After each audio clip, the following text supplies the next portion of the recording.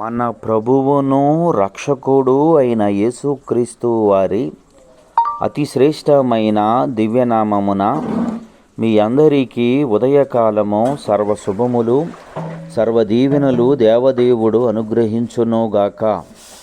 ఆమేన్. ప్రియ దేవుని బిడలారా, ఈరోజు 9వ తారీఖు జనవరి నెల 2025వ సంవత్సరము. ఈరోజు దేవుని వాగ్దానము యెషయా గ్రంథము 54వ అధ్యాయము 14వ వచనము. నీవు నీతిగల దానివై స్థాపింపబడుదువు, నీవు భయపడనక్కరలేదు. బాధించువారు నీకు దూరముగా నుందురు, భీతి నీకు దూరముగా ఉండును, అది నీ దగ్గరకు రానే రాదు. దేవుడు తన పరిశుద్ధ లేఖన భాగము నేటి ఉదయకాలము మీ వినికిడిలో, మీ జీవితములో ఈ వాగ్దానమును దేవదేవుడు నెరవేర్చునుగాక. దేవుని యందు ప్రియ సహోదరి సహోదరులారా, ప్రియ దేవుని బిడ్డలారా, దేవుడు మీతో మాట్లాడుతున్నటువంటి మాట, నీవు భయపడనక్కరలేదు. సహోదరి సహోదరులారా, నీవు భయపడే స్థితిలో ఉంటే యేసయ్య ఈ ఉదయకాలమందు నీతో మాట్లాడుతున్న మాటను జ్ఞాపకం చేసుకునము. భయము నీకు వద్దు, నీవు భయపడవలసిన అవసరత లేదు. రెండవదిగా అంటున్నారు, బాధించువారు నీకు దూరముగా నుందురు. ఏ బాధలైతే ఇప్పటి వరకు నీవు భరించుకుంటూ వచ్చావో వారు నీకు దూరముగా నుందురు. భీతి నీకు దూరముగా ఉండును, అది నీ దగ్గరకు రాదు. దేవుని బిడ్డలారా, దేవుడు మాట్లాడుతున్నటువంటి మాట శ్రద్ధగా మీ హృదయము పెట్టి ఆలోచిస్తే ఈరోజు దేవుడు నీతో మాట్లాడుతున్నటువంటి మాట, నీవు భయపడవద్దు. బాధించువారు నీకు దూరంగా ఉన్నారు, భీతి నీకు దూరంగా ఉంది, అది నీ దగ్గరకు రాదు. దేవుడిస్తున్నటువంటి ఈ మాటను, వాగ్దానమును నీ హృదయములో ముద్రించుకునుము. ఈ వాగ్దానమును నీవు భాస్కము వలె కట్టుకునుము. ఈ వాగ్దానమును నువ్వు ధ్యానం చేస్తూ ఉండము.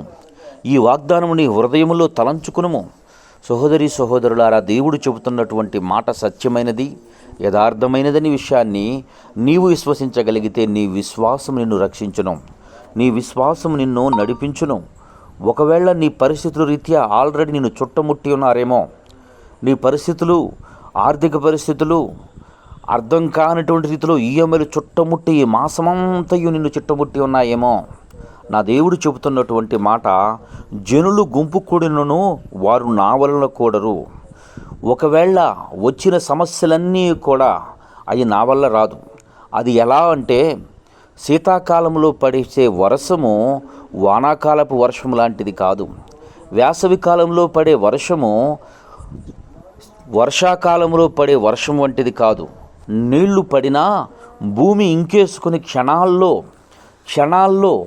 ఆ స్థితిని మారిపోతాయి.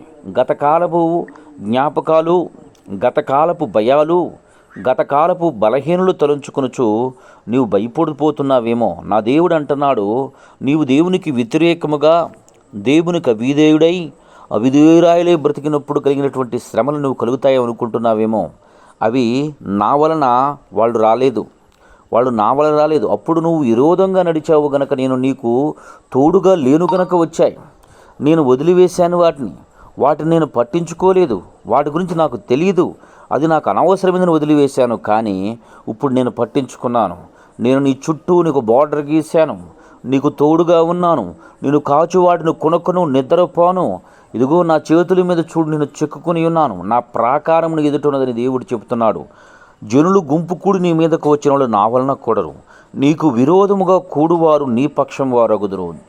సహోదరుడా, సహోదరి, నీకు విరోధంగా ఈరోజు నోరైతే మాట్లాడుతుందో, నీకు విరోధంగా ఏ వ్యక్తులైతే పనిచేస్తున్నారో, ఏ వ్యక్తులైతే విరోధముగా నిన్ను బాధ పెడుతూ ఇచ్చేస్తూ ఉన్నారో వారు నీ పక్షము వారు అగుదురు.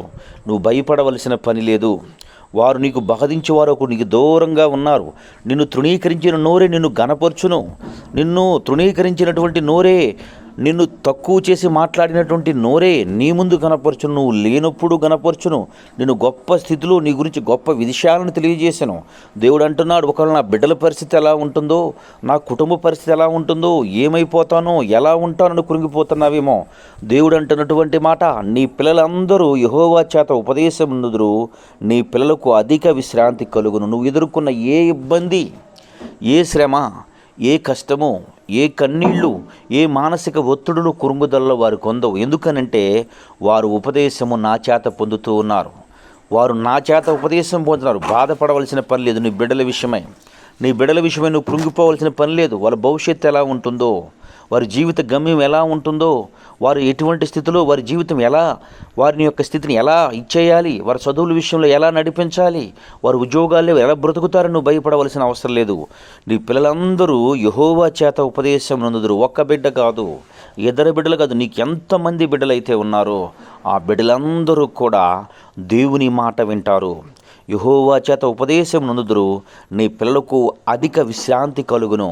సహోదరి సహోదరుడా, నా స్థితి సరిగా లేదు, ఇటు అటు కొట్టుమిట్టాడుతున్నటువంటి బ్రతుకులో నేను బ్రతుకుతున్నాను, ఇవన్నీ నా జీవితంలో జరుగుతాయా అంటే, దేవుడు అదే అధ్యాయంలో దేవుడు చెబుతున్నటువంటి మాట, మాణిక్యములతో నీ కోట గుమ్మములను, సూర్యకాంతములతో నీ గుమ్మములను కట్టుదును, ప్రశస్తమైన రత్నములతో నీకు సరిహద్దులను ఏర్పరచుదును. దేవుని బిడ్డ గుర్తించు, నువ్వు భయపడిపోతున్నావు కదా, నువ్వు భయపడిపోతూ నేను స్థిరంగా లేను, నా పరిస్థితి స్థిరంగా లేదు, ఆర్థిక పరిస్థితి సరిగా లేదు, ఆరోగ్య పరిస్థితి సరిగా లేదు, మానసిక పరిస్థితి సరిగా లేదు అని కృంగిపోతున్నటువంటి నీ జీవితాన్ని దేవుడే మాణిక్యములతో నీకు స్థిరపరుస్తాడు. నీకు ఒక అలంకరణగా ఇస్తాడు, దాన్ని ఒక ఆశీర్వాదకరంగా ఇస్తాడు, ఒక దీవెనకరంగా ఇస్తాడు. సహోదరి సహోదరులారా, మీరు గుర్తించండి, దేవుడు ఏదైనా చేయగలడు, ఎలాగైనా మార్చగలడు. లేని వాటిని ఉన్నట్టుగా పిలుచు దేవుడు, లేని వాటిని ఉన్నవట్టుగా పిలుచు దేవుడు. ఆయన యందు విశ్వాసముంచు. దేవుని బిడ్డ అంటున్నాడు దేవుడి మాట, గాలి ప్రయాసపడి గాలి వాన చేత కొట్టబడి ఆదరణ లేక ఉన్నదానా, నేను నీలాంజనములతో నీ కట్టడములను కట్టుదును, నీలములతో నీ పునాదులను వేయుదును. ఇప్పటి వరకు ఆదరణ లేక, ఎవరు సపోర్టు లేక, ఎవరు సహాయ సహకారాలు లేక, ఎవరి చేత నువ్వు స్థిరంగా లేనటువంటి వ్యక్తిగా, ఎవరు నీకు ధైర్యం చెప్పినటువంటి వ్యక్తిగా నీవు ఉన్నావేమో, ప్రయాసపడి గాలి వానల చేత కొట్టబడిన దానా, ఒక స్థిరము లేక ఇటుబడితినట్టు తిరుగుబడిపోయావు. ఎవరు పడితే వారు మాట్లాడే స్థితిలోనికి వచ్చారు, ఆదరించేవారు లేకుండా ఉన్నారు, ఆదరించే స్థితి నీకు లేకుండా ఉంది. నేను నీలాంజనములతో నీ కట్టడములను కట్టుదును, నీలములతో నీ పునాదులను వేయుదును, నీ పునాదులను స్థిరపరుస్తాను. నువ్వు స్థిరంగా స్టాండర్డ్గా నిలబడగలిగినట్లు, ఎన్ని బిల్డింగ్స్ అయినా, ఎన్ని స్టేర్లైనా నీ మీద వేయగలిగినట్టు లోతుగా గొయ్యి తవ్వి ఆ గోతులో నీ పునాదిని నేను వేస్తాను దేవుడు అంటున్నాడు. దేవుని బిడ్డ, ఈ మాటలన్నీ కూడా దేవుడు యెషయా గ్రంథం 54వ అధ్యాయంలోనే దేవుడు నీ కొరకు రాసించున్నాడు. అంటాడు మళ్ళీ ఒక మాట, పర్వతములు తొలగినను, నువ్వు భయపడవలసిన పని లేదు. పర్వతాలు కూలిపోతున్నాయి, నీకంటే మంచి పొజిషన్లో నుండి జాబులు పోతున్నాయి, నీకంటే మంచిగా వ్యవసాయం చేయలేడు, వ్యవసాయం పూర్తిగా నాశనం అయిపోతుంది. నీకంటే బలంగా ఉన్నాడు, నీకంటే శక్తిమంతుడు, వాడు కృంగిపోయాడు, వాడు బలహీనుడైపోయాడు, వాడు రోగి అయిపోయాడు, వాడు చనిపోయాడు. దేవుడు అంటున్నాడు, భయపడవద్దు. పర్వతములు తొలగిపోయినను, మెట్టలు తత్తరిలినను, నా కృప నిన్ను విడిచిపోదు. నీకంటే గనులందరూ కూలిపోయి ఉండొచ్చు, నువ్వు చూస్తూ ఉండగానే నీకంటే అధిక శక్తిమంతులు తృణీకరించబడిన స్థితిలోనికి నీళ్ల వలె చంచలత్వం కలిగినటువంటి వ్యక్తులుగా, పనికిరానటువంటి వ్యక్తులుగా, పారవేయబడినటువంటి వ్యక్తులుగా ఉండి ఉండొచ్చు. కానీ నా దేవుడు చెబుతున్నటువంటి మాట, పర్వతములు తొలగినను, మెట్టలు తత్తరిలినను, నా కృప నిన్ను విడిచిపోదు, నేను చేసిన నిబంధన తొలగిపోదు. నీతో ఈరోజు మాట్లాడుతున్నటువంటి మాట ఏమాత్రము కూడా నేను మర్చిపోయేవాడిని కాను. ఆయన యందు జాలిపడి యెహోవా నీకు సెలవిచ్చున్నాడు, నీ మీద జాలి పడుతున్నాడు దేవుడు. నువ్వు భయపడవద్దు, నువ్వు భయపడవద్దు సహోదరుడా, సహోదరి, భయపడవద్దు, భయపడవద్దు, నీవు భయపడవద్దు. బాధించేవారు నీకు దూరంగా దేవుడు సిద్ధపరిచాడు, దూరంగా ఉంచాడు. నీ పిల్లల సరిహద్దులను, నీ పిల్లల ఉపదేశం పొందేటట్టు చేశాడు. మాణిక్యములతో నిన్ను కడతానని దేవుడు చెప్తున్నాడు, ఆదరణ లేని నిన్ను ఆదరిస్తానని చెప్తూ ఉన్నాడు. పర్వతములు తొలగినా, మెట్టలు తత్తరిలినా, నా కృప నిన్ను విడిచిపోదు అంటున్నాడు. సహోదరుడా, సహోదరి, ఆయన చెబుతున్నటువంటి మాట పక్కన నీ హృదయాన్నుంచు, ఆ మాట పక్షంగా నీ హృదయంలో ఆయనకు చోటివ్వు. ఆయన యందు సంతోషించు.